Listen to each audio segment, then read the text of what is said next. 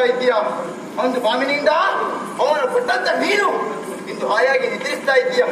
ಏನು ಆಗಿಲ್ಲ ಎನ್ನುವ ರೀತಿಯಲ್ಲಿ ನಿನ್ನ ಕನಸಿನಲ್ಲಿ ಬಂದಿರುವುದು ಬೇರೆ ಯಾರು ಅಲ್ಲ, ಬಂದುರ್ಲಿದಲ್ವಾ? ಬರಲು ಕಾರಣ ಉಂಟು. ನೀನು ಯಾವ ರೀತಿ ಮಾಡಬೇಕು, ಹೇಗೆ ಮಾಡಬೇಕು ಎನ್ನುವ ಹಾಗೆ ನಿನ್ನ ಮನಸ್ಸನ್ನು, ನಿನ್ನ ಬುದ್ಧಿಯನ್ನು ನಾನು ತಿರುಗುಗೊಳಿಸ್ತೇನೆ. ಎಲ್ಲಾದ್ರೂ ನನ್ನ ಮಾತಿಗೆ ತಪ್ಪಿ ನಡೆದಂತಾದ್ರೆ ಕೊಂದಿರ ಕ್ರೂರ ದೃಷ್ಟಿಯ ಬಲಿಯಾಗ್ತೇವೆ. ಜಾಗ್ರತೆ, ಜಾಗ್ರತೆ, ಜಾಗ್ರತೆ.